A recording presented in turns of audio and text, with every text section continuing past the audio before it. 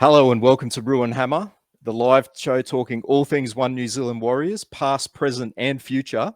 And tonight, I'm very fortunate to be joined by a very special guest. He has a long history in the game of rugby league and has served as the club's CEO from 1999 to 2000, overseeing quite possibly one of the most difficult periods in club history. It's a very warm welcome to Trevor McKewen. Hi, Roo. How are you? Thanks for having me on. No worries, mate. We really appreciate your time for jumping on and having a chat. It was your son, James, actually, that got in touch with us, saying that you had a story that needed to be heard. And after doing a bit of research, mate, he wasn't wrong. One thing we love here at Ruin Hammer is remembering the history of the club. And, mate, we're certainly going to do that tonight.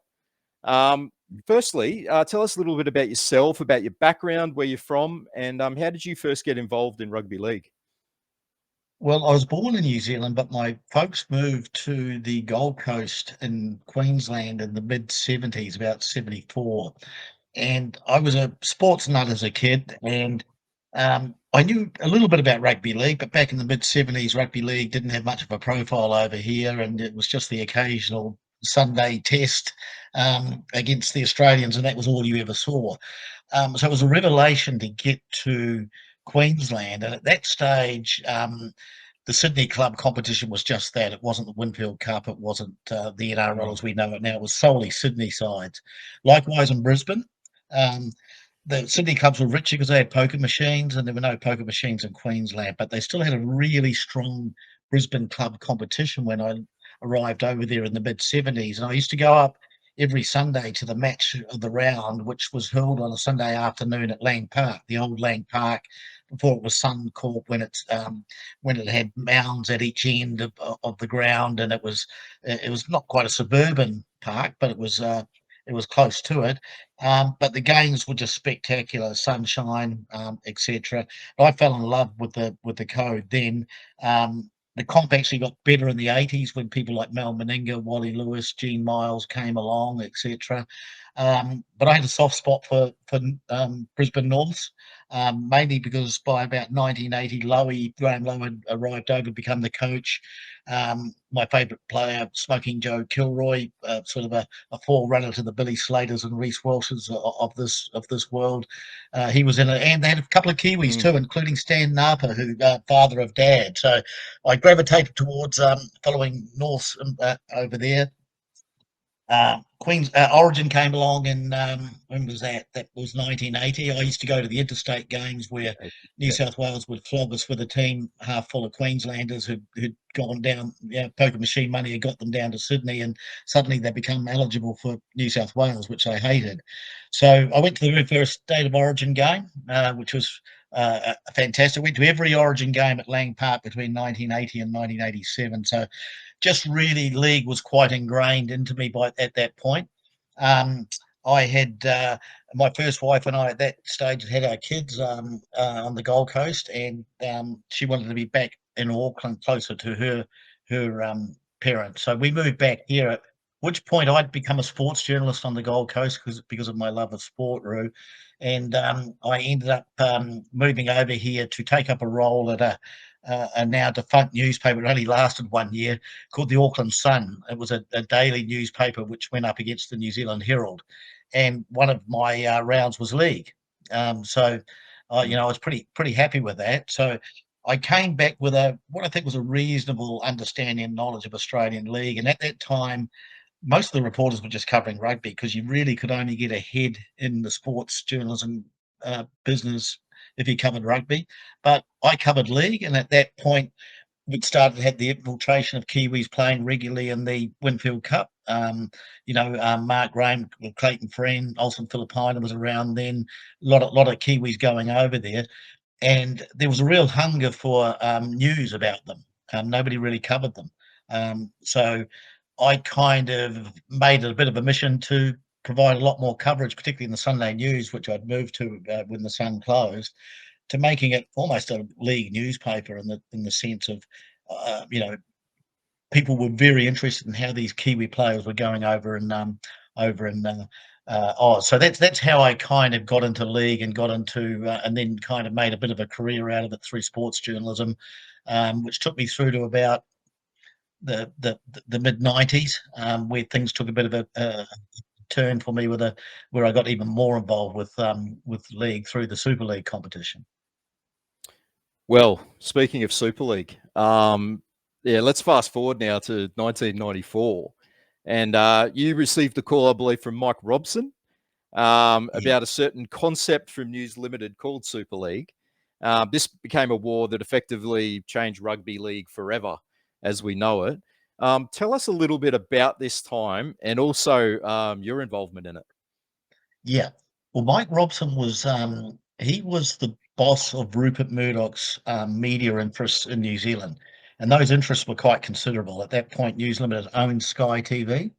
Um, they owned every major newspaper in the country, bar the Herald. So we're talking about the Dominion Post in Wellington, the Christchurch Press, the Taranaki Herald, the Manawatu, Waikato Times. So they were pretty much everywhere, and obviously they were a powerhouse in Australia as well. Um, so in sort of '94, there'd been these rumours about the possibility of a rebel competition, and I was aware of those, and I knew a lot about what was going on over there just simply by working in the media, and I knew a lot of the Aussie media guys, Buzz Rothfield and all those guys. So Mm, I was speaking to them regularly, and I knew something was, I knew about all these rumours that were afoot.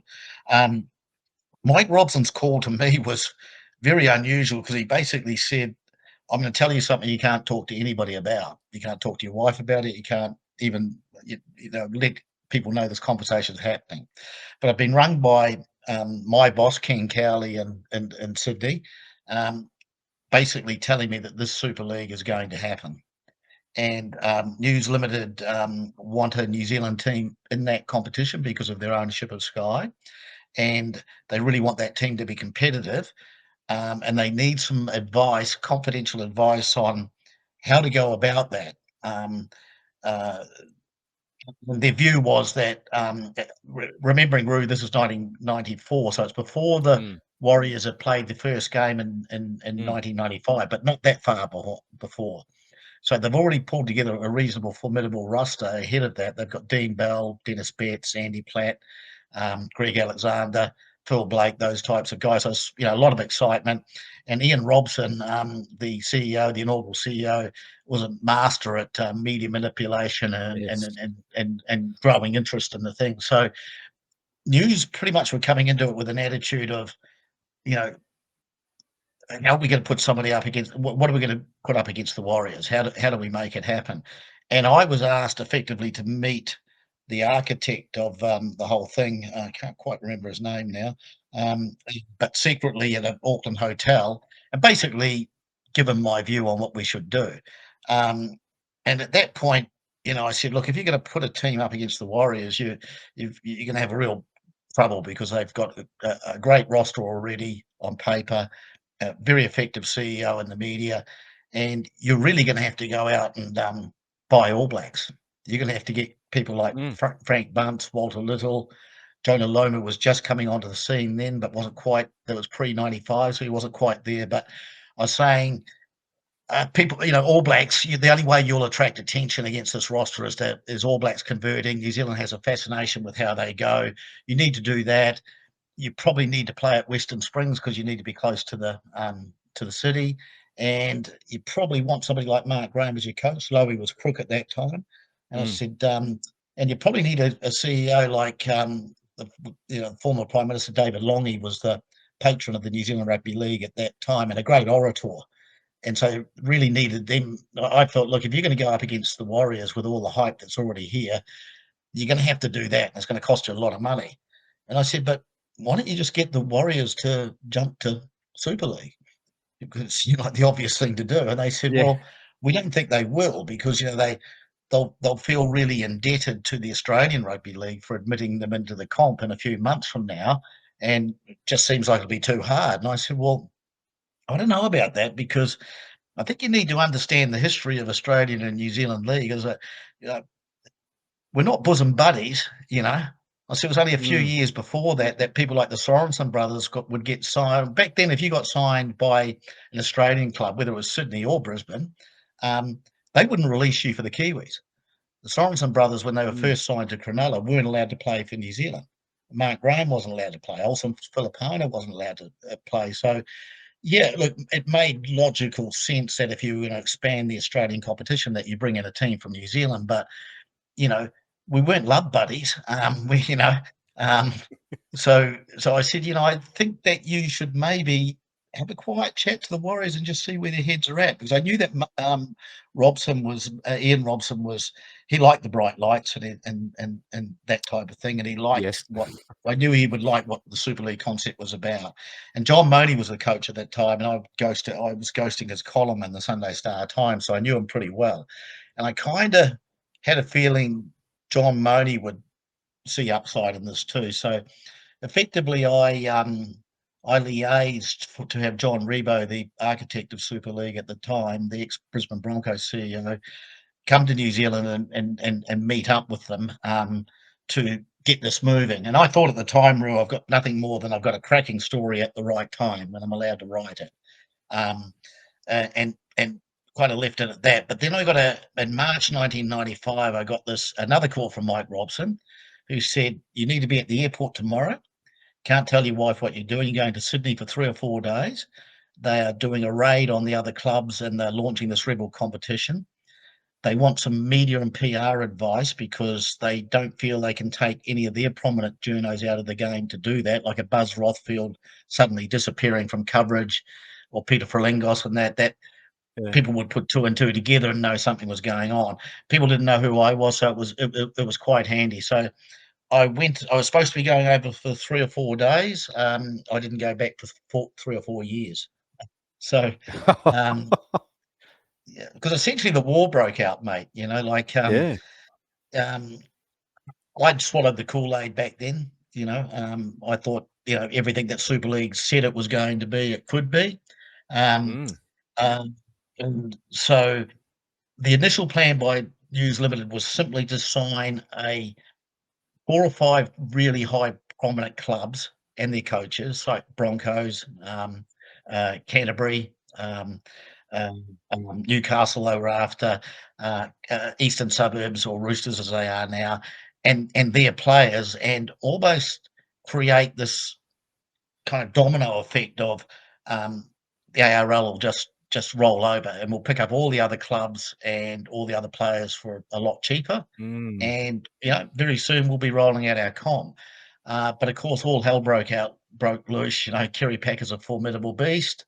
Um, Yes. John Quayle and Ken Arthurson at the ARL, they were going to roll over for anybody. So what News Limited anticipated, with a fair degree of hubris and arrogance, I must say, would be a 1-week war, turned out to be far more than that, and they were pretty much undergunned. They Yes. didn't have enough people on board to once the Australian Rugby League and Packer opened their checkbooks with their reserves and started signing players.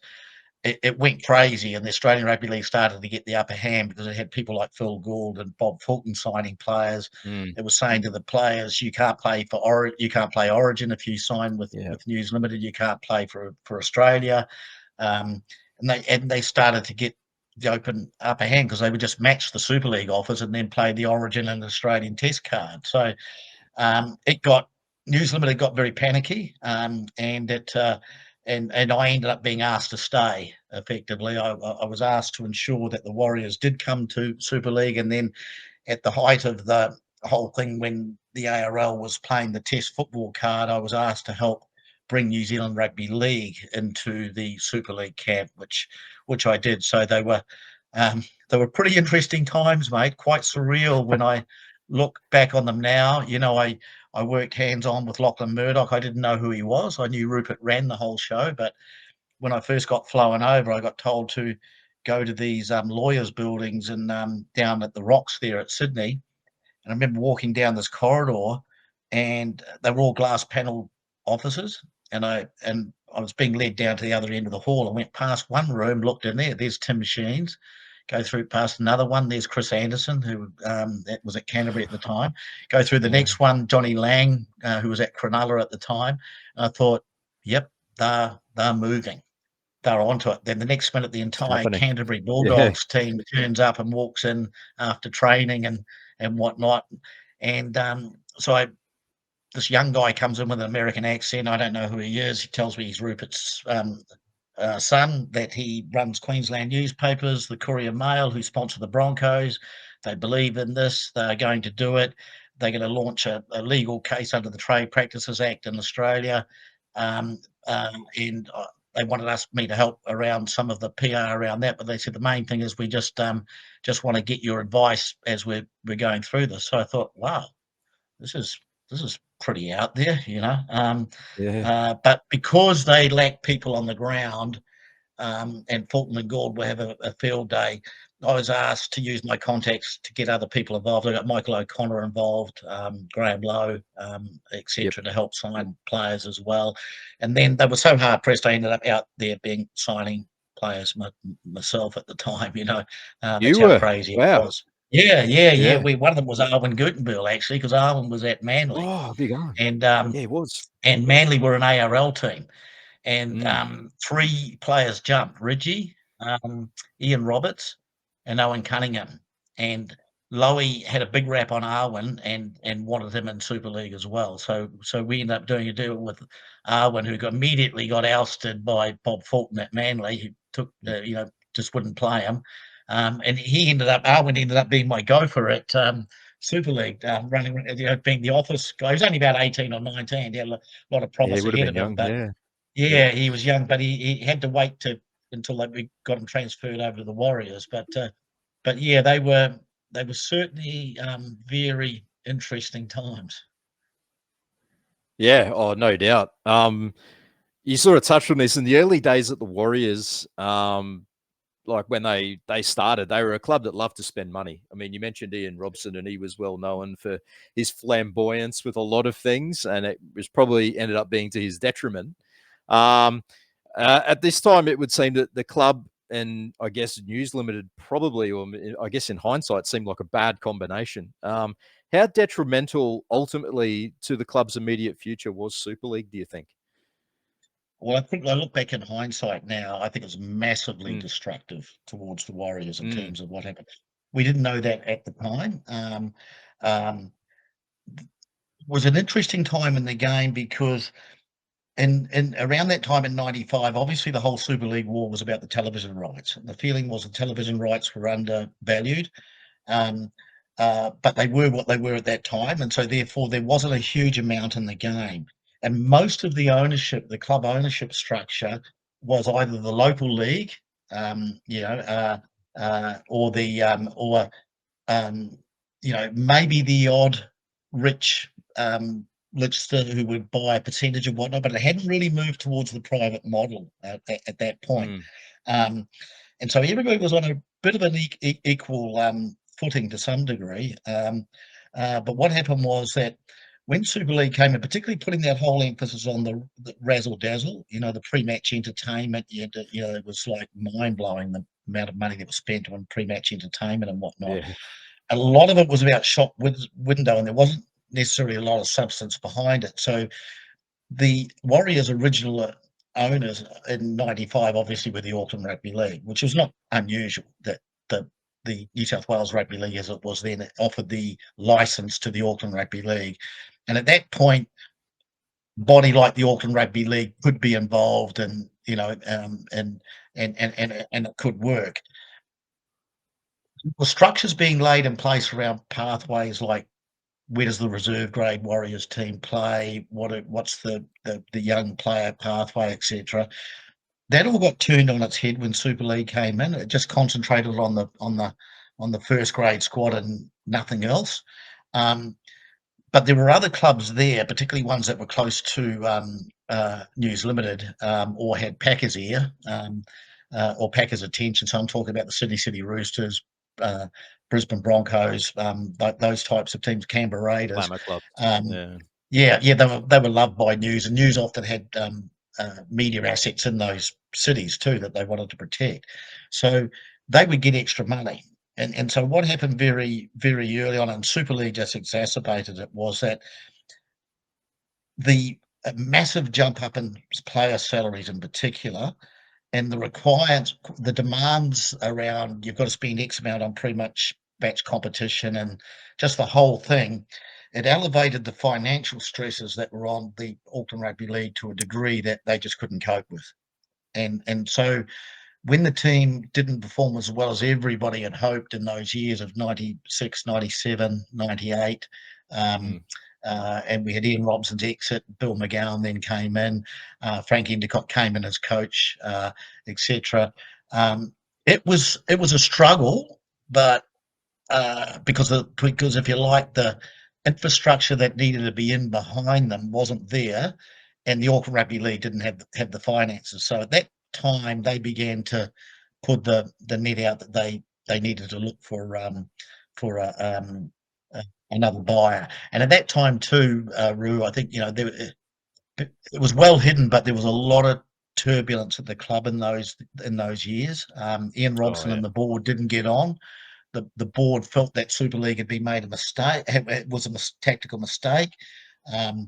Whereas Moni and Ian Robson didn't feel that way. They were quite enamored with it. And there was a lot of ill feeling between board members, chairman, CEO, and whatnot. And it just got worse and worse. And as the Warriors, unfortunately, didn't make much of an impact in the year of the Super League competition when we had the 1998 when we had the two rival competitions. Ian went on his way, and it was to John Money, and from there the Auckland Rugby League began to investigate taking on a different owner who could cope with the financial stresses, particularly the bloated player salaries, which is when the Tainui Graham Lowe, Malcom Boyle consortium came along. Yeah, you're speaking of player salaries. All of a sudden, sometimes these guys are on double, triple, quadruple what they're on because of Super League. I think I was reading somewhere that Matthew Ridge was on like 650K a year, which Yeah. this is like 20 odd years ago. That's a decent wage for players these days. It's so hard mate, to believe that. But how could you say no though if someone's offering you that? I tell you, these players, excuse the crude expression, but they've been shot up the arse with a rainbow at that point, Yeah, right? They were going, and it was just crazy. There were guys that wouldn't make first grade who were getting 250 a year, but not only that, you get a sign-on bonus. Like just to pick your side, you might get up front two or cash three sort of. hundred Yeah, k for that, which is enough to buy a house in Sydney at that time outright. And then you get your contract on, your wage on top of that, heavily weighted towards the players because the players had the power. So you got your money whether you played reserve grade or first grade. You got your money whether you were fined and under suspension or not. You got your money if you got injured. There was, like that. It was committed, and that wage bill not just for the Warriors, for every team, but that wage bill by 1998, because these contracts were 4 or 5 years, it was astronomical. It was just crazy, and that coloured the whole financial situation for the Warriors, but also pretty much every NRL club. And if you didn't have a philanthropist or a private owner, or you didn't have the ear of news or the relationships with Packer, you were struggling because what's not widely known, Ru, is that when the two comps came back together, they both realised this is stupid. We've got to come back together. We'll come back together as one, then we'll contract down from 17 to 14 or whatever it was in 2000. But they basically the clubs were evenly divided between getting funding from News Limited and getting funding from Optus and Packer. And there was an agreement reached that the two parties had to get rid of funding one club per year in what was called the deed of release, so that equally they would withdraw from the game, and but they had to pick a team every year. The first team that Super League decided to cut funding was, who do you think? yeah, of course, the Warriors. It made no corporate sense at all. He was New Zealand plumb for a league, not a takeover, but a huge explosion of interest. Here was a country where News Limited had massive media interests, including Sky TV, and we all know, because we've seen glimpses of it through the 30-year history, Roo, is that, because I always used to say to the News Limited guys, if you can help turn Auckland into a Manly, the most hated team in the competition at that time, Yeah, true. um, they will be a juggernaut. You will get more, every club, when you go to play in Australia, the Warriors will be the club that the Australians hate. They'll turn up. All the expats that live over there will turn up to give them plenty. You will have rollicking atmospheres at Australian games, um, and you will have a whole captive nation. So why would you cut us first? Doesn't make Mm. sense. Particularly when you look at, say, Melbourne, who had only just come along at that time, not a league city. I always maintain that if the Warriors had had support over the decades that News Limited have given to Melbourne, you'd see an entirely different situation. And the crazy thing is about, Melbourne, of course, won the competition, was it 99? 99. Yeah, Yeah, second after year. only 2 seasons in it. And the bizarre thing was that the Melbourne, and you'd get this living over there, Roo, is that the AFL supporters just went, "What sort of a tin pot competition is this NRL when you can win it within 2 seasons with a bunch of imports?" And so Yeah. even now, I maintain that most Storm players could walk down Flinders Street any time of the day, and 99% of people don't even know who they are, yet the most successful NRL team of the last 20 years.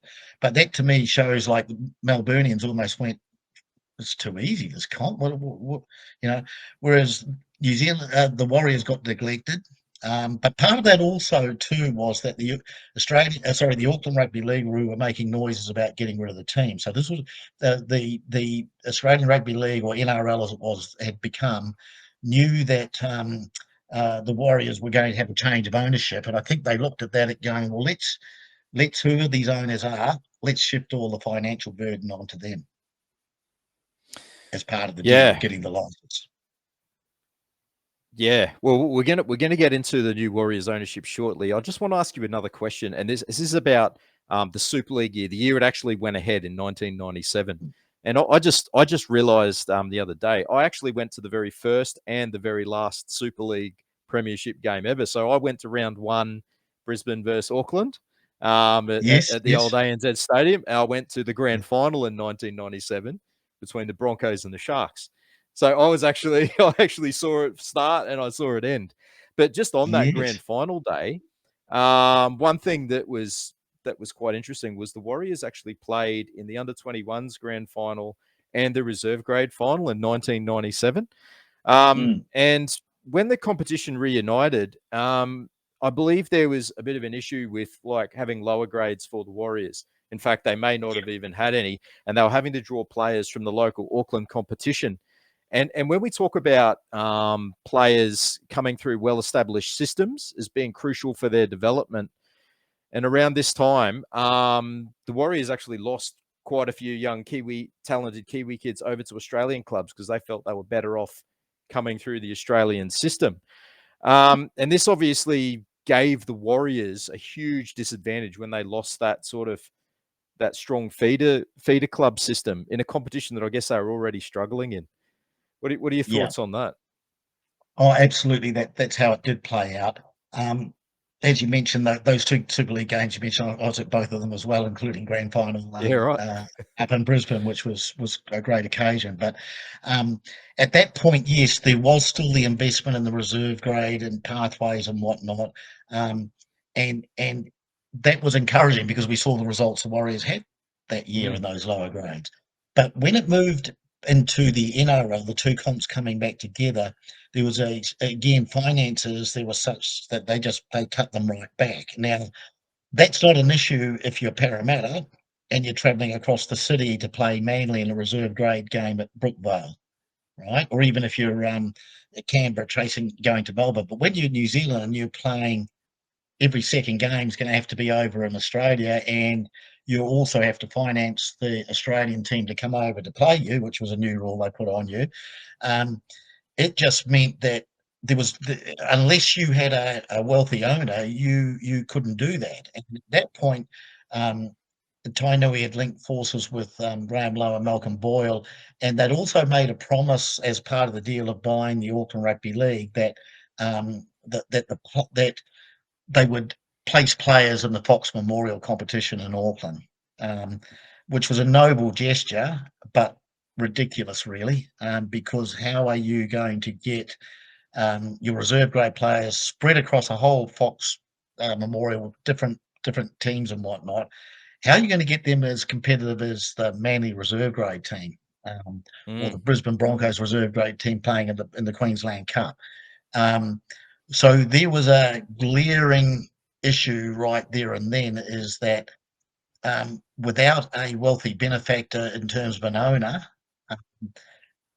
there was just no money for that type of thing. So our players were playing. If you didn't make the first grade team, you went and played in Fox Memorial, and it just wasn't a competition that was strong enough to prepare players for first grade in the NRL. Yeah, there's been stories that came out about someone like Ali Lauatiti. So when he came into like selection for first grade and this kind of thing, there's stories about Mark Graham just being astounded that he didn't really know how to play the ball properly. He didn't know how to pass, Yes. this kind of thing. And Yes. then they turned around and said, look, it's not really his fault. He's never had to do that because every time he gets the ball, he scores a try. And I Yeah. think and when I hear stories like that, like, and I remember, and I'm fast forwarding a little bit here, but when you had the Watson era and Daniel Anderson was apparently like tearing his hair out because these guys just he had to pare it all the way back to basics and teach them how to pass and teach them how to do Yep. some of the basics of the game, and it was amazing. And then yeah, you sort of think back to the under-20s days when the Warriors used to dominate there, and then you would get this is much later on, of course. This is like 10, 15 years later. Some of the players would come into first grade and just appear to lack like some of like the basic skills of the game, which is incredible. Yeah, I remember that whole thing with Ali, actually. Yeah, and it was and there are a number of players like that who were just such supreme talents at junior level that you just gave them the ball and they scored. So hence, Ali not knowing how to play the ball properly. You've got to remember, Mark Graham at this point had 20 years living in Australia.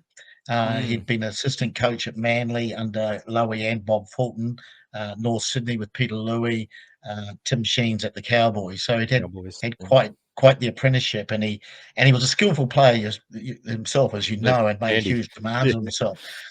So coming back after 20 years, Mark was quite a little bit incredulous, because he couldn't believe. Firstly, he couldn't believe that in the 20 years he'd been away, that the New Zealand Rugby League still hadn't made progress in getting the game into schools.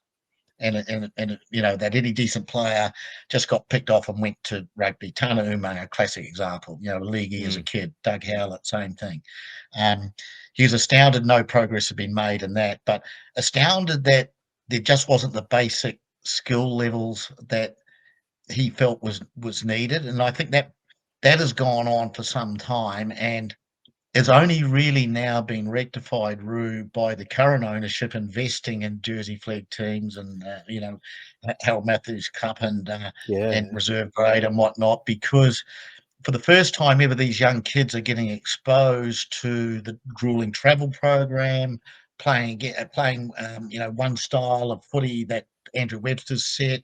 Yeah. So for the first time, they're on the same footing as the Roosters and the and the Manleys of this world, in that the under-18 team plays to a certain pattern, and because the first grade coach wants that, and they're bringing these kids through. So I'm not surprised that we're finally seeing the depth and the amount of youngsters coming through. And kudos to Mark Robinson for putting that money in, because that's the unsexy side of it, Roo. I mean, Eric Watson didn't put money into that space. I maintain if he did, the Warriors would have done better. But it's really only this current ownership who've had the wherewithal and pulled together a proper development program, and we're seeing the benefits now. But back then, it was just horrendous, And if you pulled a kid out of the Auckland Fox Memorial, as we had to several times, and put them into first grade, it, it was like throwing the Christians to the lions. It really was. Oh,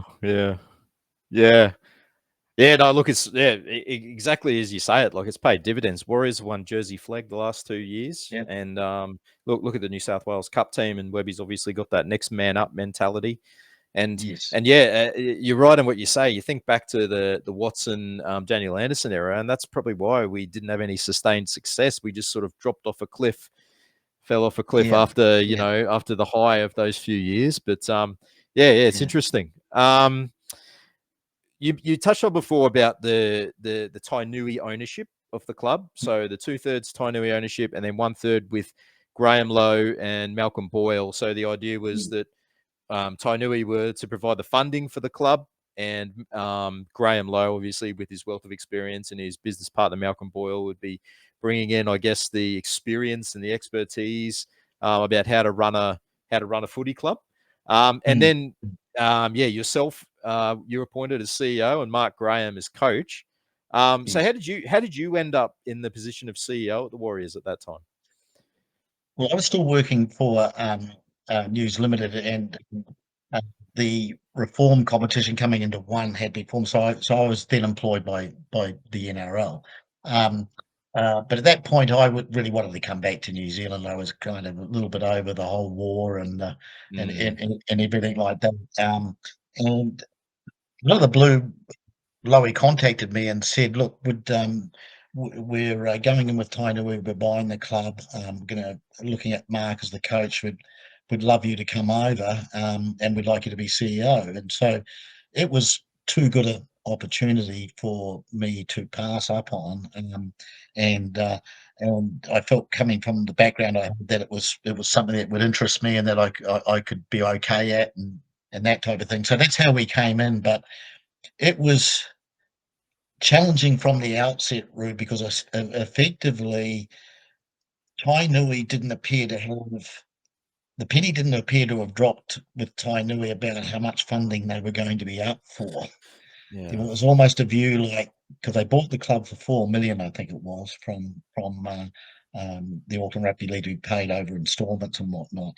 And because of the News Limited position of we're not funding you anymore, all those astronomical wages, plus still the commitments, like you've got to spend X amount on pre-match entertainment and that, all got dropped onto Tainui, who at that point there were factions within the Tainui division too. So there were the whole purchase of the Warriors was, some people were against it, some were for it. The chief of the iwi of Tainui at the time, Sir Robert Mahuta, was for it. So, and he was quite an autocrat. So it got pushed through, but it became very evident when Mark and I got there that they didn't have the money to sustain these wages, and that unless we were in the top two right from the outset and drawing crowds of 20,000 plus and new fresh sponsorship income, there was going to be a substantial amount of a big check that would have to be written out beyond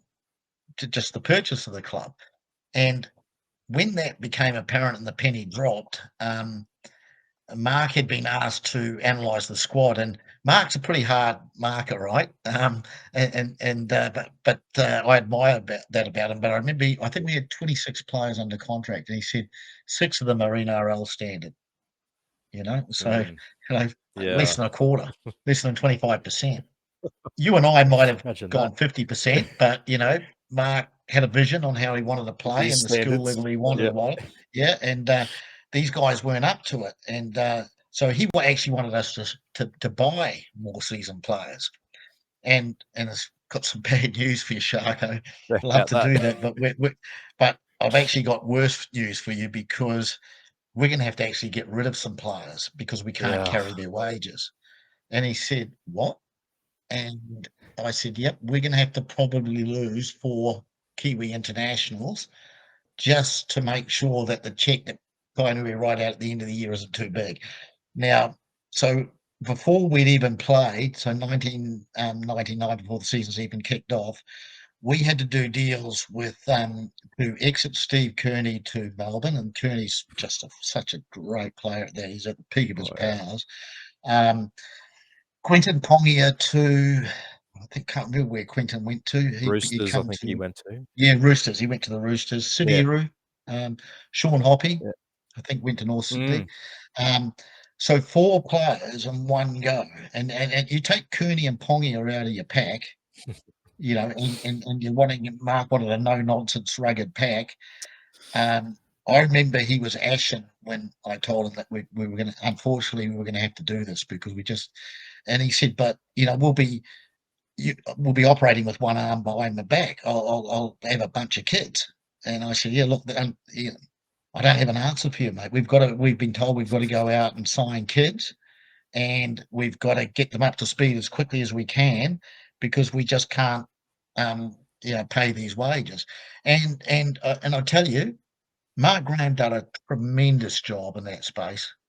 You know, if you look back and you go through the players he identified, and then Mm. gave a chance, and it's phenomenal. I'm going to miss some names here, Rue, but I'll just try and go through some of them if I can. Joe Nullarbor was already signed, but not getting a go because he was secondary to Matthew Ridge. Um, uh, Mark signed Henry Fa'afafili, Francis Millet, Shantaine Harpy, Paul Fatiera, who went on to win premierships at Penrith, Yeah. as did Joe Tigers. Nullarbor. Yep. Monty and Ali were already there, but got their regular first grade starts under Mark. And then he showed an incredibly shrewd eye for picking what you would be consider as Australian journeymen and up from clubs and getting them on a really good wage. And I'm talking about the Jason Deese and Robbie Mears of this world, David Miles, guys like that. And John Simon. John Simon, those types of Mm. guys. But I remember I remember Shantaine Harpy's debut. Played centre against the North Queensland Cowboys at Mount Smart, and we got flogged by the Cowboys when they weren't even that good a team. But they Remember had it. Adrian Yep. Bowles, State of Origin centre, and he scored 3 tries on Shantaine. But that was always going to happen in Shantaine's debut, right? I remember Wayne Mm. Bennett saying that you have to have played 30 to 50 first grade games to even have any idea of what's going on in NRL first grade. Mm. So we were throwing Clinton Torpey and guys like that in there, and they would cost us games because they would make mistakes, and Mark would put up with that because he knew that once he could get them to that, couple of dozen games more, they were only going to improve. And Shantaine Harper, we know what weapon he ended up being and playing rugby for Yeah. England as well. But look at Clinton Torpey, all of those guys. Francis Millet didn't play Club regular legend. first grade under Mark, Yep. but he got Mark readied him for it. Mm. Henry Fa'afafili, all those other guys that I've mentioned, and um, kudos to Daniel Anderson when he did take over and take the team to another level. But I maintain that he got handed a pretty rich talent list of young players that were rocks that were starting to be shine up as gems, and some of them turned into real diamonds. So I think one of the tragedies about I hear around when Mark is described about his coaching, great player, one of those guys, great player, couldn't coach. Just put into that category for that. It's rubbish. He he Mm. um he laid the foundation for that rugged prop that rugged forward pack that just totally intimidated you, kept coming at you, were bigger than you, and then with Stacey in behind and some flash young backs, um, I maintain that was a template that Daniel Anderson then took to another level, um, adding key people like Kevin Campion to add a bit more backbone as well. But I think if you look back to some of the games that were played, the Warriors played under Mark, you'll see the blueprint for that what became known as Warrior Ball. Yeah. Well, when you read out a list of names like that, it's hard to argue. It really, was the blueprint for the success from 01 to 03. And those guys you mentioned, as I said, like they're club legends. Like anyone names their greatest ever Warriors 17, and most of those guys are in it. Definitely like the likes of Clinton Torpey and Francis Melly and his 5 tries against the Bulldogs in that final. These are some of the great moments in Warriors history. Yes. Having said that, 99, the season itself, it started quite well. So we ended up with a win over the Roosters, with under difficult circumstances, Ali got sent off. One of first of Yes. many times I think Ali Yeah. ended up getting sent off. We're gonna talk more about that later. Yeah. But yeah, and Matthew Ridge started in that game. But Yeah. and then I think we had a close loss to Norths. We beat Manly for the first time in the club's history, and you're starting to think, yeah, this is looking good for 99. Then we had a massive mid-season slump. But as you mentioned, some of these journeyman players that we picked up, so mid-season signings like Robbie Mears and John Simon, and that Mm. seem to really agree with the mix of the players, of the young local talent, and then these old heads. Oh, not old heads, but Yes. a little bit more experienced guys coming in and sort of steadying the ship a bit. And we went on a fantastic late season run in 1999. I remember it fondly. And Yeah. obviously, the jewel in the crown at the end of that season was a 42-0 thrashing of the Knights on a cold, wet Saturday afternoon at Ericsson Stadium. I'll never forget that as long as I live. It was one of the great Warriors performances ever. Um, Yeah. and I mean, nobody saw that coming. So Yeah. so do you sort of see that as the catalyst for the turnaround in that season, like getting the mix of the Yeah. squad right, or was there something else there? Yeah, look, I think, and you're right. We had a good start to the season. I think the players warmed to what Mark was trying to do, but then we ran into those depth and injury problems. I think Mm, Arwen broke his leg in round two. Um, we had I'm trying to think of a couple of we had some injuries go against us, and at that point, that was when Mark had to blood some of these young kids, and it was costing us games, and we fell into a mid-season slump. The other big issue too is we lost Ridgie for a lot of the time of that year. mm. He got 3 suspensions. One, Suspensions, yes. yeah, one for pushing the referee Paul Simpkins Oh in a yeah. game at Balmain, and another one for foot tripping Matt Geyer at Melbourne, and then another one for eye gouging Leslie Van der Kola. I think, and again, I think he was suspended for a total of 12 weeks out of 24 of the round robin. So we didn't have our captain, and we didn't have our, whatever people might say about Ridgie, he's unbelievable inspiration on a football field, and Mm, just yes. a top class player. So, but once we started to get everybody back on deck, and once everybody had had several months by that time of understanding what Mark had wanted, and John Simon had turned up too, we did go on a tear, and I think we won 6 of our last 8 games, and ran Melbourne to 2 points, who were the winners that year. Close loss to Brisbane only Brisbane. Yeah. just lost to Brisbane. But the Newcastle game, I remember it fondly too, Roo, for obvious reasons, but I'll always remember, it was actually a tight first half. The blowout Mm. was more in the second half. But still remember Andrew Johns. They had a great team, Newcastle. Andrew and Matty Johns and Mark Hughes and a whole bunch of other guys. The Chief, Paul Harrigan, they were a Oh, good team. Davis. Yeah. And I remember, some it would just was almost scoring from the kickoff of some of the after in the second half. And I remember Andrew Johns walking back to the halfway to place the ball down on the dot to kick it off for the second, and just shaking his head, almost going like, "This is a bad dream. What the hell is going on?" And even that year, I remember right at the end, we were mathematically out of the contention for the 8. So I don't know whether that also helped by the pressure was off the boys a little bit. But I remember the Canberra CEO Kevin Neal saying, "Everybody's so glad you guys aren't in the finals, I know. because you're on a tear." I mean, our last game was against Western Suburbs before they folded into the joint venture with the West Tigers, and I think we put 60 plus points on them. Stacey scored 3 points, and we just finished like the season like, oh no, it's over. Like, why can't we Yeah. keep? It felt like everything had fallen into place, and that was represented in the optimism through the off season. Our season ticket holders went from 3,500 to 8,000. We got a couple of new sponsors. Vodafone had come on board to replace DB Bidder, because beer sponsorships were under so much pressure at that time, and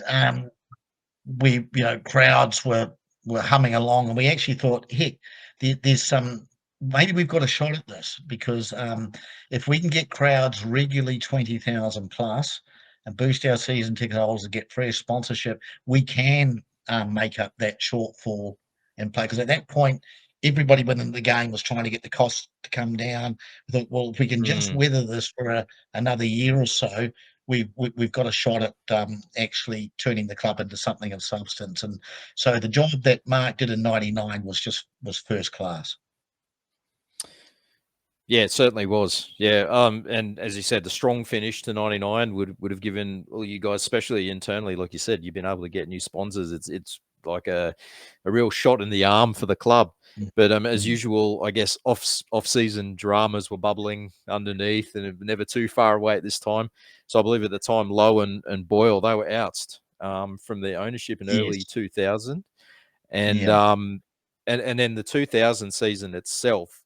Well, we had a big name signing in Ivan Cleary come to the club as well, which was considered at the time one of the biggest signings at the Warriors. He'd been top point scorer in the competition only a couple of years ago. Ended up being an absolute legend of the club, both as a player and a coach. But yeah, and the start to season 2000 was actually pretty good. We had a good win in the trials, and then we beat Melbourne, the reigning premiers, Melbourne, in round one. But then after that, I guess it all started to unravel, didn't it? It did. We hadn't been helped. We'd lost Stacey in the off season and with a broken arm, ironically caused by The friendly fire test. from Joe Varga, who was playing for Tonga. There was a tri-series going on, Australia, Great Britain, New Zealand, at the end of the season. Back then, tests against Tonga and Samoa were an afterthought. They just didn't happen. They didn't have access to the players. So we were somewhat disturbed when the Kiwis wanted to play a midweek game. Wasn't a tri-series game, but they just wanted. Frank Endicott felt they needed more of a run, and so could he play a midweek game? And the Warriors players would have to be released, and we had to release them. We asked Frank to stand down Logan Swan and Stacey just because we were worried about the risk of it being a nothing game. And of course, Murphy's Law. Stacey breaks his arm. That we got away with it against Melbourne. Robbie Mears went in as a part-time halfback, did a great job, but it started to catch up to us. But the main thing that tipped it over, you mentioned it earlier then, Roo, was that there was some really challenging behind-the-scenes turbulence starting to come up, and that was largely related to Tainui being resentful that Lowe and Malcom hadn't put in a huge amount of money, that they've got a reasonable amount of shareholding off the basis of their expertise, which to my mind, that's the deal. That's you agreed the deal, and there's no doubt there was expertise there. But there was starting to be a bit of turbulence there, and that Tainui had factions going on, and there was some of them who were saying that, look, governance is governance. Board directors shouldn't have anything to do with operations, and at that point, Lowe had some different views than Mark around player personnel.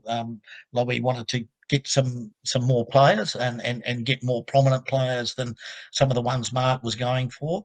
And Mark felt that was a little bit of a contradiction, given the circumstances we've been told to get younger players, find good buys out of Australian teams that could make a difference, and he was doing a sterling job in that area.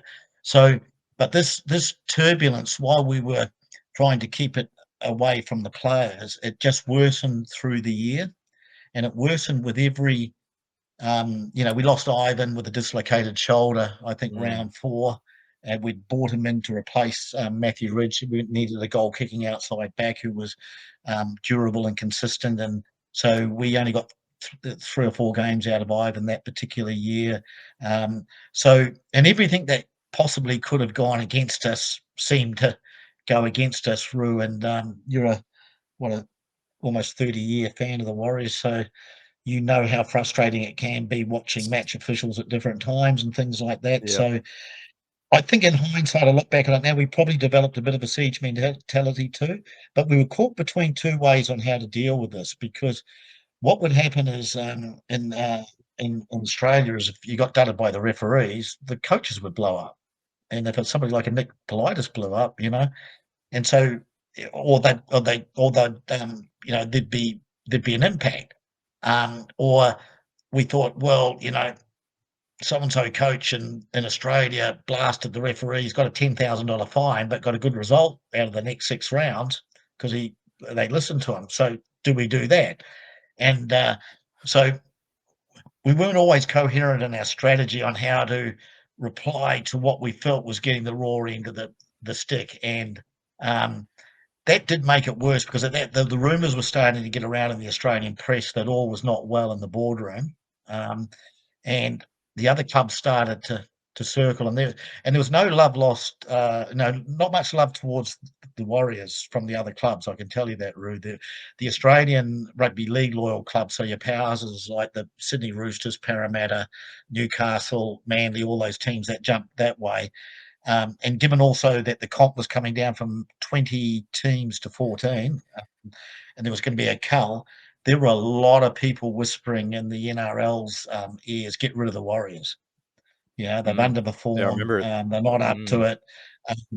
And so, we weren't getting any favours from over there. And some of the other clubs were starting to smell blood in the water, and the opportunity to pick up some of these young kids that Mark had uncovered, who looked like they were going to be outstanding players, and also Stacey, the jewel in the crown. Mm. They started to circle, and friction unfortunately got worse. Tainui ousted Malcom and Lowe as board members and shareholders. It all got very, very ugly. And Tainui at that time, because of the factions within the iwi, um, uh, it was increasingly looking likely that they would have to sell the club, because it was just such a black eye for them, losing so much money per year on a sporting team that many people felt that they shouldn't be investing in. So it was inevitable that would started to affect the players as well. And we lost heart. We tried. We had some good wins along the way. We tried hard, but we struggled in the season. I think came 12th or something like that, maybe 13th. Can't Yeah. remember. Didn't get the wooden spoon, but we really struggled. And at that point, um, uh, the vultures began to circle as to who was going to buy the club from Tainui, who were at that point, Sir Robert Mahuta had been not ousted, but basically had lost control of the tribe. So it was inevitable that it was that the team was going to be sold, and so morale was not high. Um, we struggled through the season. So it was after the promise of '99 and the effort that was made by so many people and the promise of the squad. It was a very demoralising year. Yeah, absolutely. Yeah, very, very, very tough season. Goes down, and probably, unfortunately, one of our worst seasons. I think we ended up with 8 wins, but that was the season where you played everyone twice. So there was Yes. a lot of games. Um, Yeah. yeah, like you said, one of the most hostile times in club history, and that occurred after the 2000 season. Eric Watson had become the new owner of the club under, I Mm. think it was the New Zealand Warriors Limited. So, and Mm. all existing players' contracts effectively went out the window. What was your experience of this difficult time? Probably one of the darkest times in Warriors history, to be honest. I would agree that it was one of the darkest times. I mean, at that point, Rue, I was just focused on keeping the club alive. Forget Mm, the win-loss ratio and whatnot. There was a very real chance, for the reasons I talked about earlier, the enmity towards the Warriors, etc., that the club would have the license revoked on the basis of they couldn't be funded. That would have been an absolute tragedy. So at that point, I myself and Mark Graham was solely focused on just keeping the club alive. So um, if we could help facilitate the transfer of the license, we'd do that. We obviously wanted to do that, and that's when we became aware there were several bidders for the license at that point. Malcolm and Lowe had linked up with some trio of Auckland businessmen, and they had the Yes Group. They were called. There were a couple of other guys, groups, consortiums kicking the tires as well. Um, I'd been to Sky to see if they might be interested in purchasing the club, but they were sour on that after their experience with the Auckland team, the first one before the Phoenix. Can't remember what they were called now. Um, so they didn't want to go there. And it what was interesting was that there were if the club was going to go under or was in danger of going under, there's obviously creditors. Now, those creditors include the players with their player contracts. Lots of other creditors beyond that, but the players were the main ones. So if we ended up being in breach of contract by not paying any of them, and they were paid monthly at that point, other clubs could go zoom straight on them, right? And where things came to a head was that Tainui were due to put in a $400,000 payment, I think in about July or August of that season, to pay for the players' wages. Sir Robert Mahood had been sidelined, and they just said, we're not paying. And I said, but you need to understand that if we don't pay these, somebody like Stacey could be playing for Manly next week.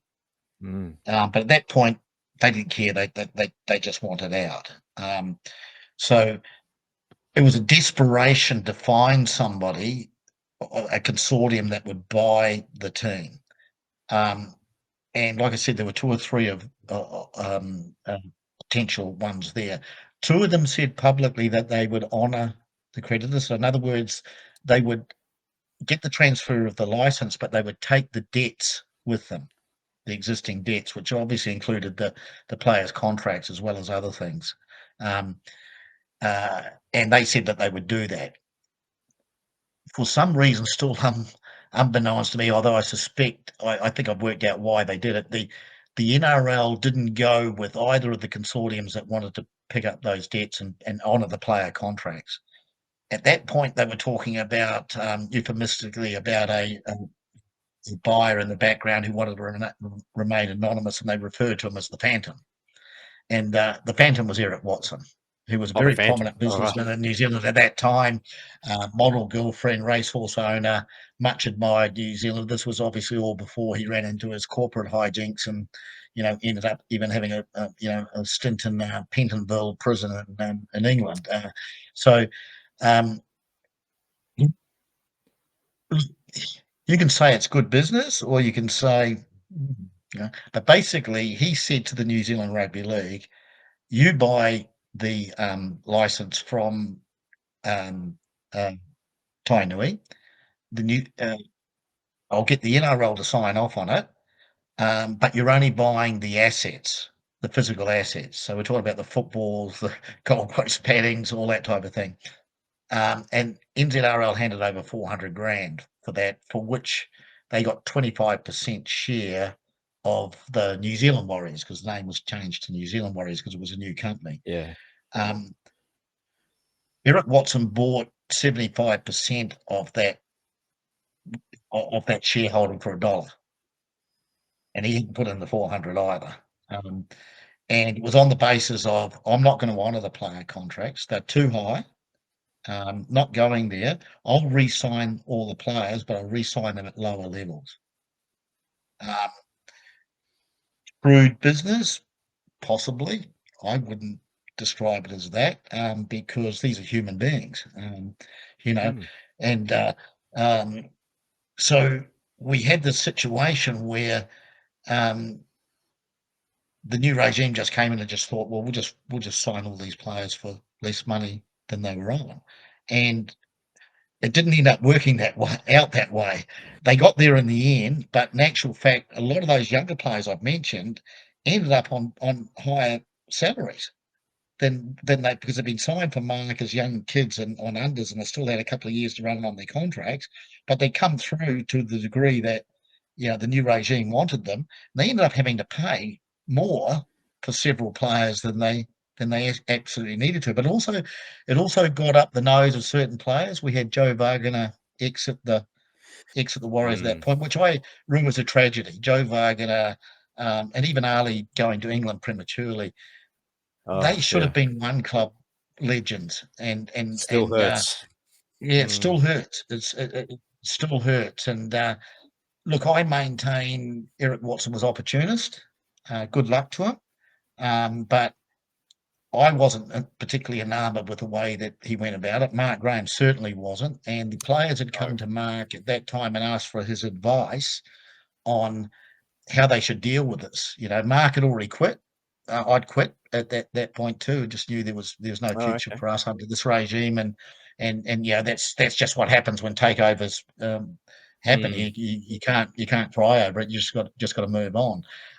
But Mark was very close to the players. They sought his advice, and he said, "You guys need to hold tight, because they shouldn't be allowed to do this." And one of the things that was particularly irritating for him and I was that in the past, whenever a team has folded under financial pressure or been forced to fold, um, whether there's been different incarnations of the Gold Coast that fell over, there's been Hunter Yeah, true. Mariners, the Perth team, and whatnot.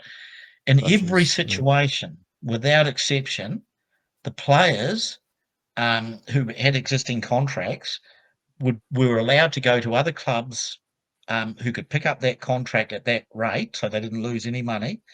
But for the salary cap, they were salary capped exempt. They didn't go on the cap. So it was a lot. It was a way of ensuring they still got their contracted money, and it was a smart way, and it showed heart to do it that way. The Warriors players were not allowed to go to other clubs and unless those clubs registered them on the salary cap.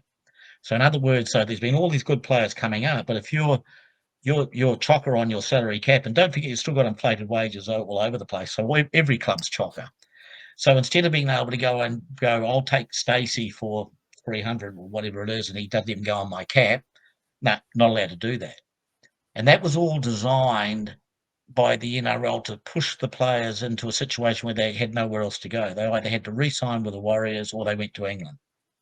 And some Mm, players, understandably, and Joe Varganer we'd signed him the year before, and Mark wanted to build the four-pack around him. He was 1 year into the best contract of his life, and effectively got forced out because they didn't like his agent either. His manager, they felt, was too disruptive.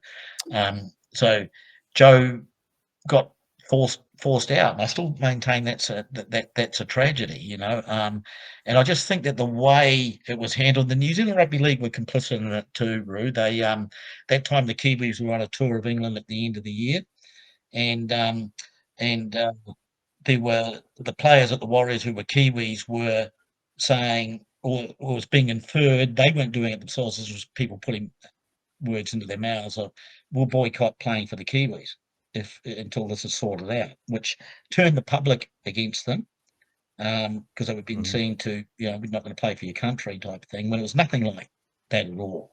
And the New Zealand Rugby League let themselves down badly by being party to that, but were desperate to get Eric Watson into the camp and get this thing sorted. Now, I maintain that, why didn't they look at the other two groups, given they were prepared to honour the contracts? Now, the reason for that is I suspect that they were concerned that the other two ones would just end up like Tainui, and in 2 years' time would be in exactly the same situation.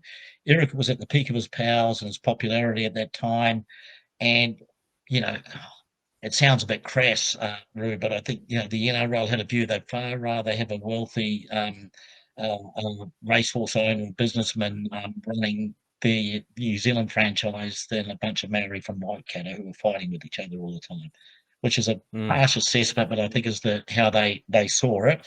So Eric got a bit of a rails ride. I maintain that if you wanted to sell the Warriors for $1 back then, and you said all interested people turn up outside Auckland Rugby League headquarters tomorrow, you'd have a queue down to Invercargill, mate. yeah. You know, Oh, without a doubt, for yeah. $1, you got to be kidding. And you got to remember too, this is a time right at this same time the new deal had been done with Fox Sports, and the TV money went through the Yep. roof. So the annual grant from the broadcasting rights went up substantially.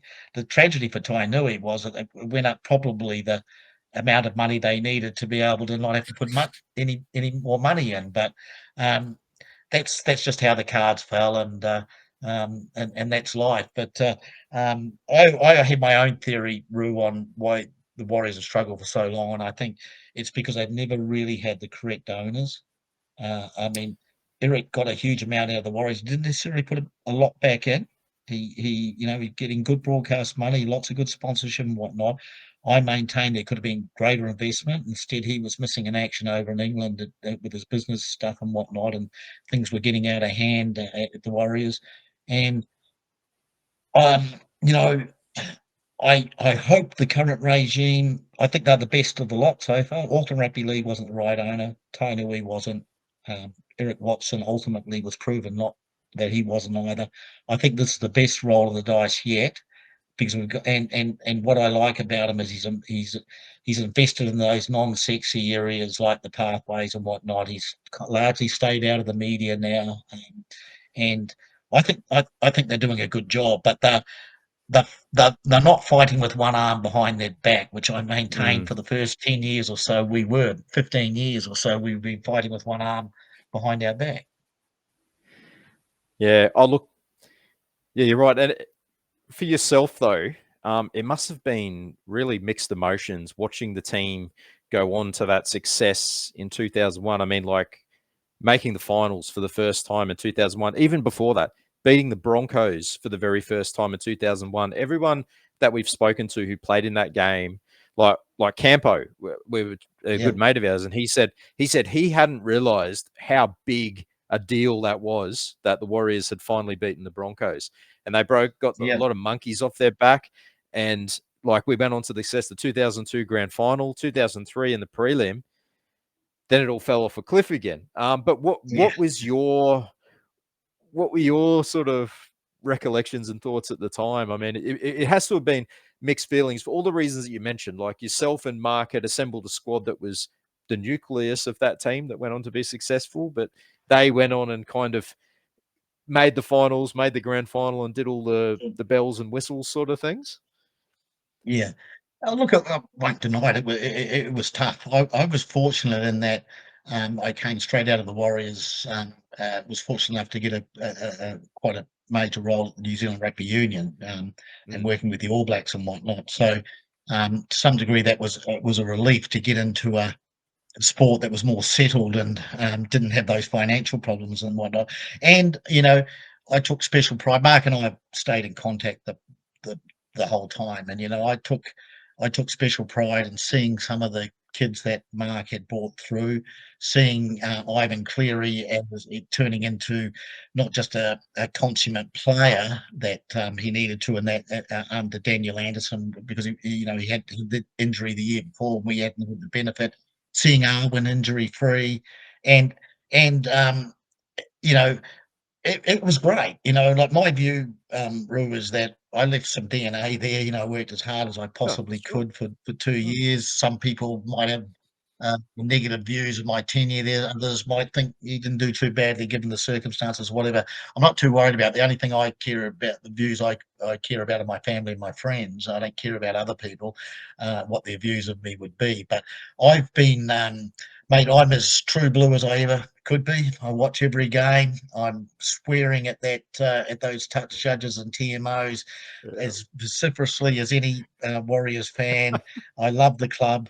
Um, I think we're getting closer and closer to finally getting there. Like I said, I wish News Limited had supported the Warriors to the same degree they supported Melbourne, because I think we would have had 3 or 4 premierships by then. Not necessarily cheating on the salary cap like they did either.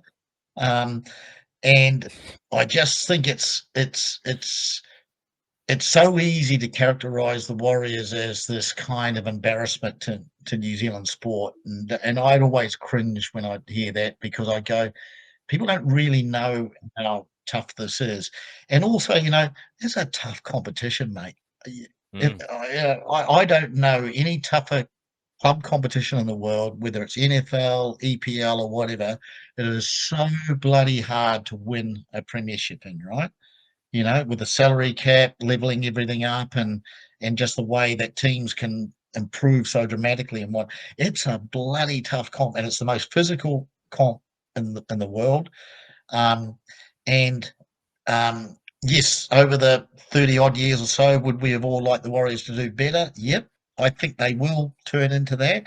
I know there's great disappointment they haven't been a Melbourne or a Brisbane right from the start, but I think mm. that once you delve behind the scenes, as you say, as you've done in this podcast, and not just our era, every era, mate. Daniel Anderson's era, they had a lot go against them as well, despite the success, and we're also up against a formidable beast. Let's not forget that the possibly the greatest All Black side in history, the dual World Cup winners of 2011, 2015, Richie McCaw, Dan Carter. It's a tough beast to go up against, but we're getting there, and we love beating Australians. We only play Australians. So it's never a surprise to me that once the Warriors pull together 2 or 3 wins or get on and start playing some good football, the crowds just come back in. You can call them fair weather Oh yeah. fans or whatever, but mate, that atmosphere when it gets like that, there's nothing like it in an Australian sport. I've been privileged enough to go to all the games over there in the Broncos and full flight, but I tell you what, Mount Spark when it's rocking and everybody's into it, it's just an unbelievable place to be. Yeah, you remember some of the great games there, like the blackout final in 2008, and even the final this year, any of the finals games. And yeah, everyone that we've chatted to who has gone there as an opposition player said it's just such a hostile place to play. The colder, the wetter, the windier, the rainier. As Michael Luck famously said to us, that was his happy place. If he looked out the window and saw that the conditions were like that, then he knew we were on. So. Yeah, you're right, and I think they have bridged a pretty big gap between the All Blacks and league and union at the moment, and to think that the NRL, in all their wisdom, decided to put the Warriors finals game up against the All Blacks at the same time. While we're on the topic, you have to tell us the story about a certain Saturday afternoon at Brookvale Oval back in 2000, a match between the Warriors and the Northern Eagles, I think they were at the time. Yeah, it was the first year of the merger between Manly and North Sydney. That was. Tell us a bit about You're that. talking about the touch judge. That the one, send is off, that one? the Ali send off. Yes. Yeah. We were playing Northern Eagles at Brookvale, Manly's home ground, and just before half time, he got sent off for a tackle. I can't remember who the player was, but he was a very short player, and he kind of stumbled into the tackle. It's almost like he fell into the tackle, and as Ali was going in, his shoulder hit the nose of this player, and blood went everywhere. Right, it was quite dramatic. And this was also pre the days where shoulder contact was kind of seen the way it is now. It was more the swinging arm. If you came in with it, the shoulder was almost like you let that go. And the touch judge came running in just before half time, and he said, head high tackle, looks really bad, recommending send off or something like that. And the referee, who was a very rookie referee, I can't even remember his name. Jadwat. That's right. He had an unusual name, Mohsin Jadwat. Didn't go on any great heights in the game, which is not a criticism, but it's just a fact. But anyhow, so he sent Harley, and it was obvious to most people there that the guy had tripped and fallen into the tackle. It's like Harley couldn't disappear.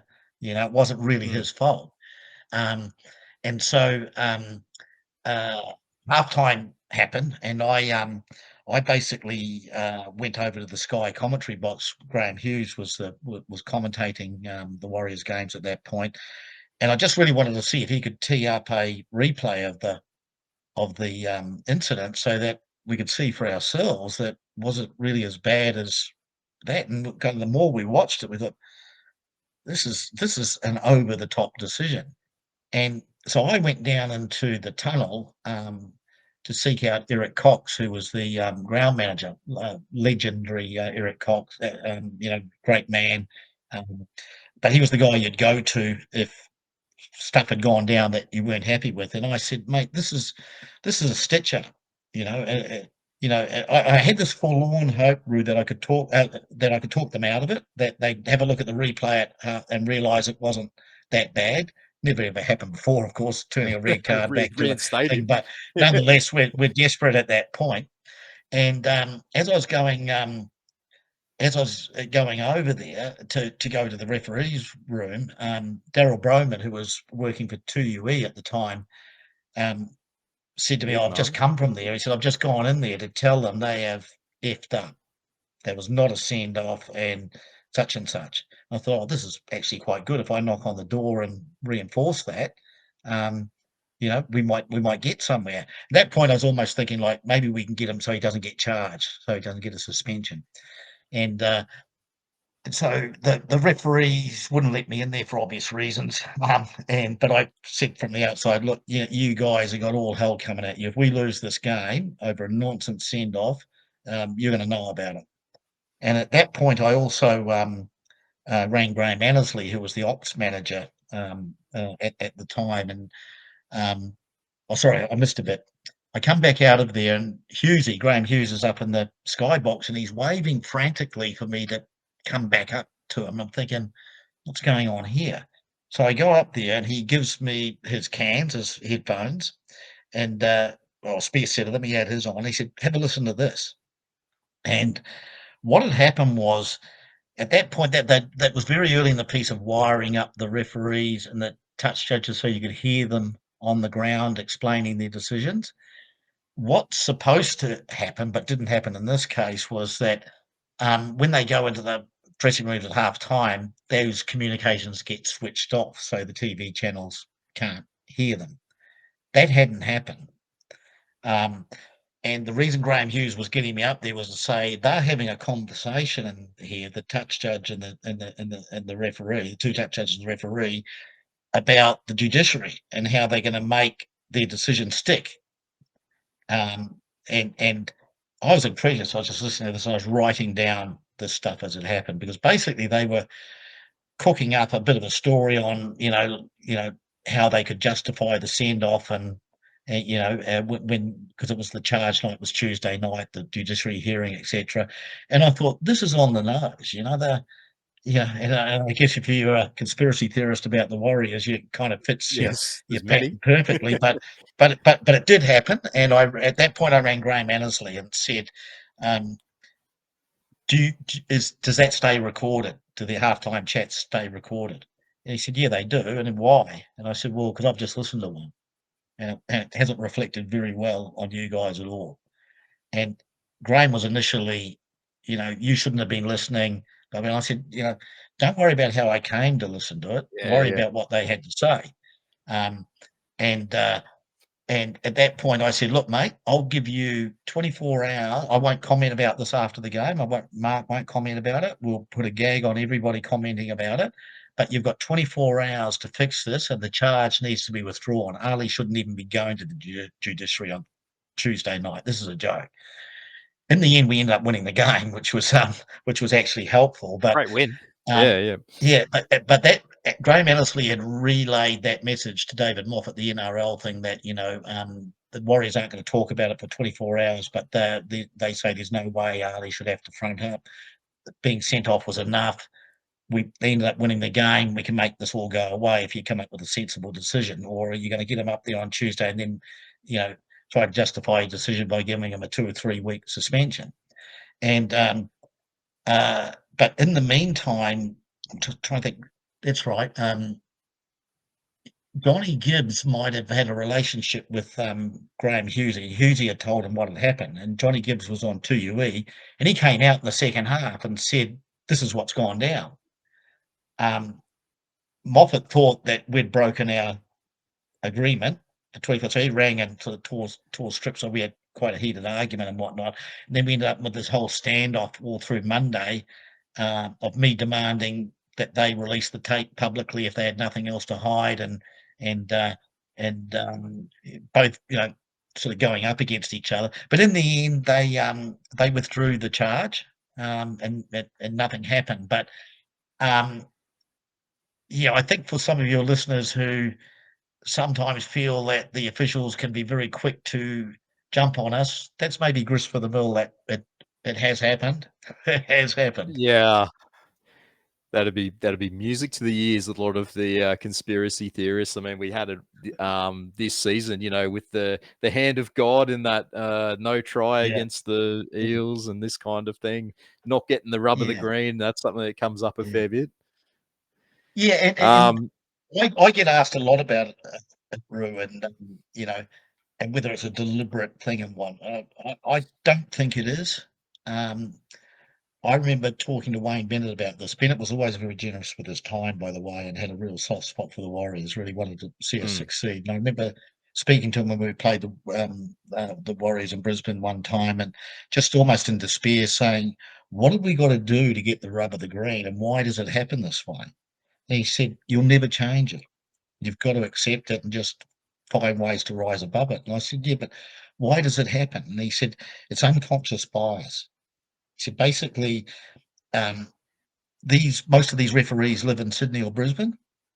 Um, League is the dominant sport with heaps of media coverage. So if there's a blow up and a controversy and a ref is felt to have underperformed, if that's a game between the Roosters and Manly and Nick Politis is blowing up after it, or it's Parramatta and somebody else and their coach is blowing up, that referee lives in that city. He has to pick the paper up that morning and see his name all through it. He's got his mates at his work, because I went full time then. He's got his mates at work saying, "Oh, you stuffed that one up, didn't you?" and whatnot. And Bennett then he said to me, they don't read New Zealand papers. They don't. Once they fly out of Auckland, if it's happened in Auckland, they don't hear anything more about it. So you've got to understand that if it comes down to a 50-50 decision, it's not necessarily a buy, I'll go against the Warriors. It's like my life's going to be a lot easier to live with if this decision goes that way. That might not even be something mm, they're consciously thinking in their head, but it's just boom. And it's like, so why do so many 50-50s go against us? Why do so many I think it's a combination of that. I also think, though, to be honest, Roo, there, and certainly in recent times, some of it's just sheer incompetence. mm. The bunker, Yeah, I'm just incredulous. It happens to every team, but it seems to happen to us that's more. And I remember after the 2 years, just as an exercise, sitting down and working out where we sat amongst the other 14 teams around things like we had the most cited players, we had the most send offs, we had the most sin bins, and we lost the most amount of weeks of aggregated suspensions of players over both years. Now, yeah. unconscious bias, yeah, possibly.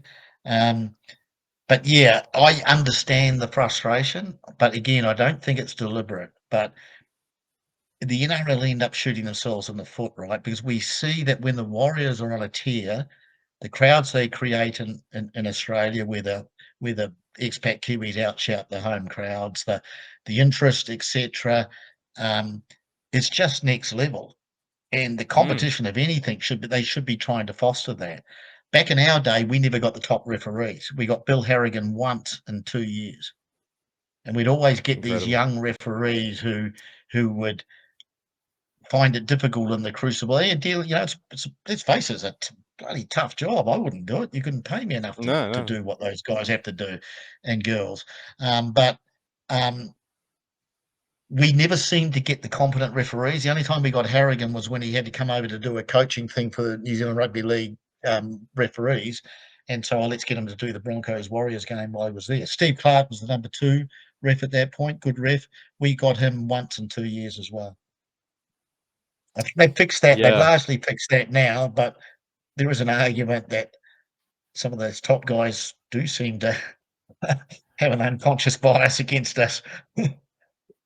Yeah. Oh, look, you ask any Warriors fan, and they'll rattle off a list of referees that hate us. You know what I mean? But it's probably always been that way. Yeah. It's funny you should mention the video referee, and just tying it back to that game in 2000 against the Northern Eagles.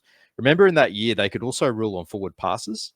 So if they Yes. thought there was a forward pass, they could send that up to the video referee, and it was so hard to tell. And I remember that game. We ended up winning 18-14, and we were clinging to that lead frantically towards the end of Yes. the game. We're defending like our lives depended on it. and we actually had a try scored in the corner. I think it was Odell Manuel, Yes. off a like a Yep. long pass, and That's right. that would have wrapped up the game, and that would have been in the last 10 minutes or something. And they sent it up to the video referee for a forward pass, and they looked at it for what dead set felt like an hour, and then Yep. disallowed it. I remember that because that was and to think that they're like, it's hard to imagine how they would bring that back in to rule on forward passes because, gee, some Yeah. howlers, they get away with some howlers these days. Reese Yeah. Walsh throwing 1-2 Yeah. meters forward against us. And yeah, Yes. Yep. Yep. And yeah. So I mean, there's no doubt it's frustrating. I mean, yeah, epitomised this year in the try they took off Wade Egan for a double movement, and then you're seeing a yes, try a week doing exactly the same thing with other teams, and it's given. So I yeah, look, I get as frustrated as anybody, Rue, and I just it goes back to I still, and look, I'm generalising here because there's some very good people in Australian rugby league, and so please don't feel like I'm tarring everybody with this, but there's this casual indifference towards New Zealand and casual disrespect of what we bring to the competition, including how many spots we fill in other teams' rosters, and Melbourne's being full of Kiwi stars. The whole thing. You got 3 Kiwis playing for the Broncos on Sunday, and as many playing for the Storm as well. It's a disrespect that, to be honest with you, goads me. I just mm, it irritates me that even this whole debate over New Zealand getting a second team, we'll never get a second team, yeah, I think so. and we deserve it, but it'll go to places like Papua New Guinea and Perth, which aren't even, Perth's not even a league stronghold. It's ridiculous, um, and it's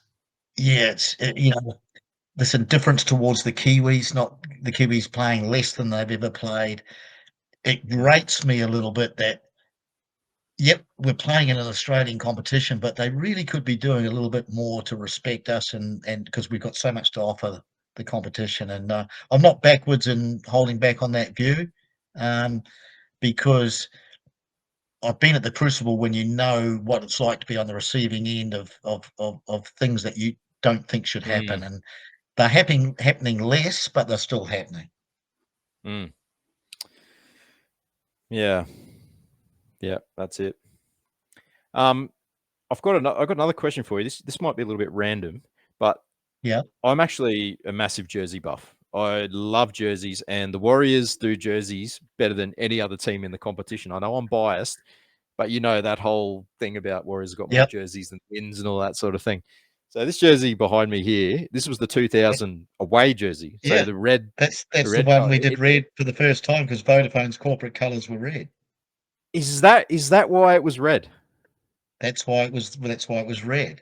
Yeah. Wow, I've been 'Cause at that wondering point that for at so that point, long. everybody was starting to experiment a little bit. Like, if you remember, Penrith always used to be called the chocolate bunnies because of Yeah, that it was brown. hideous beige sort of brown Yeah, strip they had, and then they started wearing pink and other things like that. And so it was a time when there was a lot of experimenting going on, and Vodafone just replaced DB, and they were good sponsors, still a great sponsor, still there after all these years. So credit to them.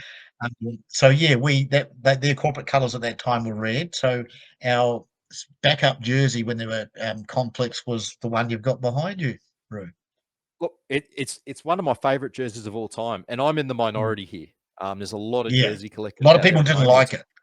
No, Yeah, they didn't like exactly. it. It's still don't. It's gone through the roof. I Mm. even have a chat to Glenn Harris, a great man at the club there, and I was telling him I was trying to get him to give away some clues about what jerseys we're going to have next year, and I was just talking about, any chance you'd be bringing back the red strip? He goes, mate, when that won't be coming back, and as a joke, of course. I said that's one of my favorite Yeah, jerseys. I said, well, you're one of one, but yeah, red's always been one of my it favorite might colors. be a There's little always bit one off. harsh. Yeah, yeah, Yeah, a yeah. little bit harsh. Uh, He was tongue in cheek yeah. comment. But, Yeah. yeah, Because and we then was accused of selling out to the corporates and whatnot, which might yeah, have a right. little element of truth to it, but that happens everywhere and whatnot. But yeah, it wasn't a particular. You are in the minority of Yes. people who did like that one, Roo. That's okay. I'm happy to be a little bit offbeat there, but yeah, no, I always like this is a much sought after jersey now. I always wear this one with pride. Another Yeah. funny comment around about end of 2000. So I picked up a Warriors home jersey, so it was the white version of this one with the blue Yep. kind of chevron. I remember being so proud to pick that up at the end of season sale in 2000. Was wearing it everywhere, and I was actually getting sledged because I live in Brisbane and pretty much always have done my Yep. whole life. And people were coming up to me in the supermarket, and when I was wearing the jersey, I was proud as anything to be a supporter Yeah. of the club. And so, mate, they'll be bloody lucky to be in the competition next year. And I was like, what are you talking about? Because over here in Australia, we're pretty much sheltered from pretty much everything that we've spoken about tonight. None of that was in the media over here. I Yeah. was like, what are you talking about? The Yeah. Warriors will be back next year. What do you mean?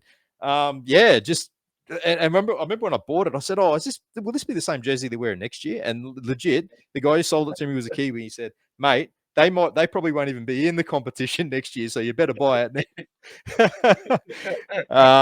But so yeah, I mean, yeah, it's just yeah, it's just something that I've always remembered. But the white version with the blue V, is there any truth to the fact that that was like produced like really late in the piece, and that became like the home jersey? Because I think we switched over to Puma.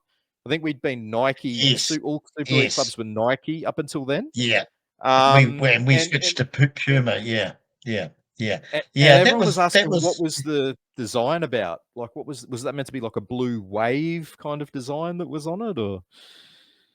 being that it was just cheap and we were under financial stress. Right. No. Look, to be honest, I can't remember, mate. I do remember the Yeah, yeah. jersey. I can't remember the circumstances behind it, though.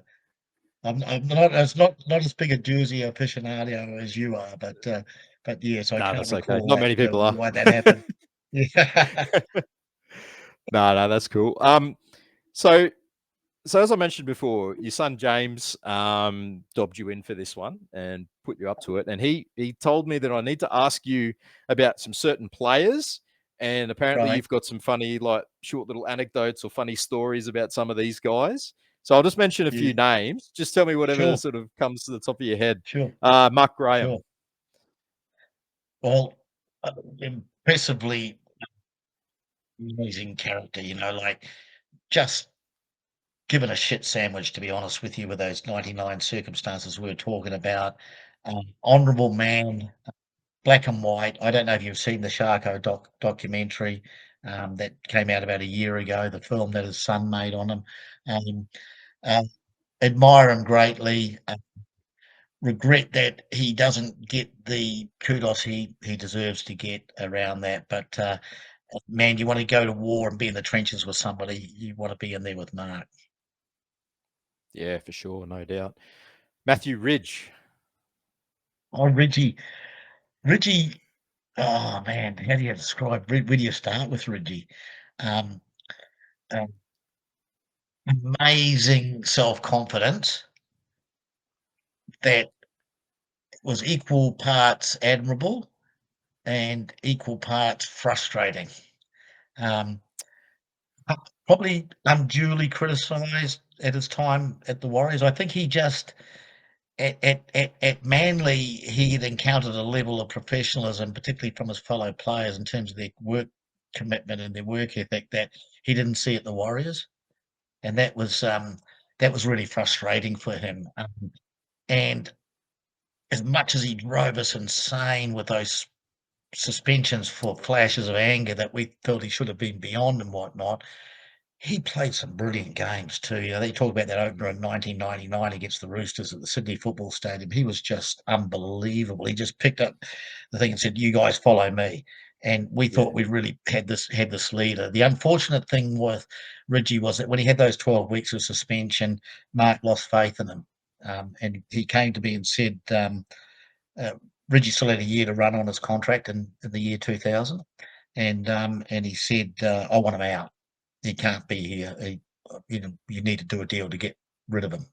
And I want Ivan Cleary to replace him. I want a reliable outside back who can kick goals, and I'll take him, get him, and get rid of Reggie. And I thought, oh, well, that's easier said than done when you've got a contract. So I remember having this conversation with Reggie, where at that point, if you remember earlier in our conversation, Roo, that if you didn't get picked for first grade, you played in the Fox Memorial.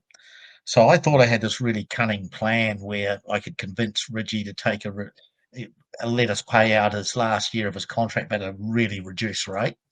And so I whistled him in and basically said, mate, the coach doesn't want you. It's unfortunate. It's like the Wally Lewis situation with Wayne Bennett at the Broncos. Yeah. You know, it's best you either move on to another club or you retire.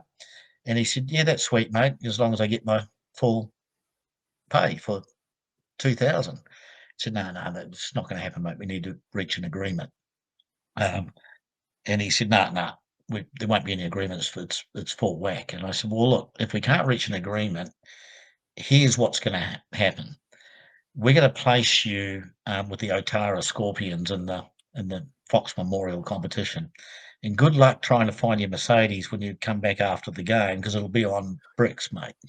It sounds terrible, but you know what I mean, what I was trying to say. And I said, Yeah. look, and when they kick off in that game, because of who you are, and they kick that up and you take that ball and you run it back, those freezing works guys and those tough blokes that drink at the Otara Tavern, mate, they're going to smash you. And that's going to be your life for 24 weeks. So we can either go down that track or we can reach an agreement for a reduced fee for 2,000. And Reggie, I got to love him for this. He said, no, mate, look, let me tell you what's going to happen.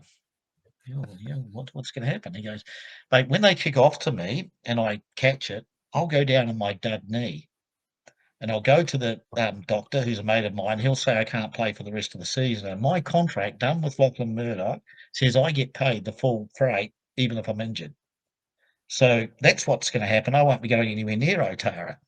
And I thought, he's got me. He's He's got, got yeah. me. In the end, we did convince News Limited to make a substantial contribution, but Matthew got his Yeah. full whack for 2,000. Good luck to him. Um, that's what he was technically entitled to. But he was the only player that I've ever dealt with who never had his own manager. Even when he did a Super League contract with Lachlan direct, and he got himself a really good deal, he didn't need a manager, mate. He was like so street smart and so committed. And if you challenged him, he would bristle up to prove you wrong. Right? Might throw a few choice words at you, but he'd go out on the field that week to prove you wrong. And I've got a lot of respect for Reggie for that. He was black and white. You knew what you got, and when he was on, he was on. But I think he suffered in his time at the Warriors because the other players weren't professional enough around Yeah. him. Couldn't deal with his fierceness and his ferocity around certain things, and so it went pear shaped. Mm. Yeah. That's a good story. um, okay, Dean Lonergan, and the hint is ZZ Top. Oh, yeah. So James told you about this one. Yeah. Um, Yep. you said earlier that Super League wanted really high pre-match entertainment, and they wanted to spend a lot of money on it. And um, so Dean was our marketing manager, and he said, "I want to go up to the States in the off season to come up with some ideas for pre-match entertainment, and I want to take my mate Ted Clark with me." Ted was a harmonica playing boxer, not very talented guy. Ended up fighting Bill English in the fight for life. Gave him a hell of a hiding. Um, but I said, so what are you going to do? And he said, oh, we'll go up to the US and we'll work contacts and we'll go to a few places and we'll see if we can come up with some sort of special guest to come down and perform at one of our home games. This was actually 99. Yeah, so this was in the preseason before we'd even kicked the ball in anger. So this is over 98, Christmas 98, January, something like that. So he goes up there, and I'm getting real pressure from the board around the cost of it. And Dino better come back with something. So I'm relaying this to Dino, and I go, "Where are you now?" I'm at an NBA game. And I ring him in a couple of days. I'm at an NFL game. And we go, "He's having the life of Larry here. Better come back with some." So I really turned the heat up and said, "Mate, you better come back with something. And he said, oh, don't worry, mate. I can't tell you over the phone, but big breakthrough last night. You're going to love this. So he comes back, comes in, we sit down, and I go, mate, what's going on? He said, mate, I've got this international rock act that's going to come up to Mount Smart and play before a game, probably North Sydney, third round. Or second round second round after the Roosters game. They'll do 3 or 4 of their signature songs before the start of the game, and people were just going to go berserk.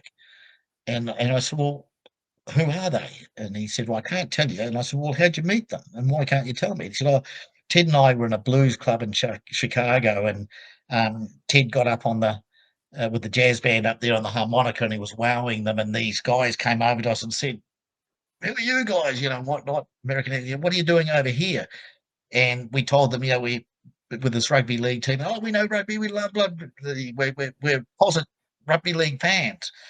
And I said, okay, all right. And he said, and they're touring down in Australasia that time of the year. They're happy to come along. There's one catch. We're not allowed to say who they are. I said, well, yeah, okay, but tell me who they are. He said, no, I can't even tell you. And I said, well, how am I going to get that past the board, mate? They're going to want to know who that is. And he said, all right. He said, I need to keep my promise to them that I wouldn't tell the name. So he said, I'm going to motion in the year and you can work it out. And he does it 2 Z's with his thing. And then he does something with a T. I'm going, ZZ Top? And he said, you said it, brother, not me. And I said, seriously, you've got ZZ Top? Yep, absolutely. And I said, shit, mate, that's quite a coup. And so I told the board, I remember Lowe going, who's ZZ Top? Because he's a country and western fan. Right. I remember one of the Tainui guys going, they promote the Ku Klux Klan, ZZ Top, which they do true. apparently. They got ties way back, Confederates and all that sort of stuff, and the Ku Klux Klan. So I thought, oh shit, that's a bit of a blunder, But in the end, we were so convinced this was going to happen, and Dino had done such a sell on us, that we'd gone out PR-wise and said, we're going to have this world-class band perform 3 songs before the North Sydney game, but we're keeping it, so we're not telling people who it is. And Radio Sport, the talkback show at the time, then the not long launch, just went crazy with people speculating. And I'd be sitting in the office and I'd hear this guy ringing, I hear the Rolling Stones are down here around that time. And I go, oh, Jesus, this is getting a bit out of hand, So I whistled Dino and I said, mate, these guys aren't going to come through, aren't you? Because we've sold ridiculous amount of tickets off the basis of this, and I'm really worried about it going wrong. And I'll always remember he looked over his shoulder like this. He looked that way. He walked over to my office door and closed it. And he sat down and he said, let me let you in on something, brother. And I said, what's that? And he said, ZZ Top aren't coming. They were never coming.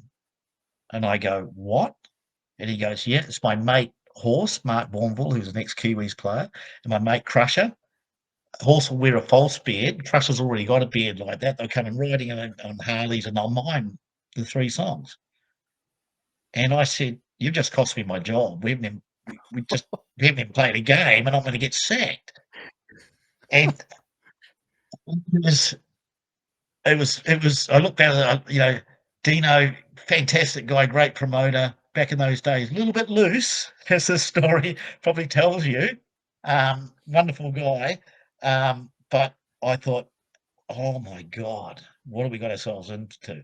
Yep. So in the end, we ended up concocting this thing of saying that there'd been some sort of illness, the band couldn't come, and we were going to have a ZZ Top cover band instead.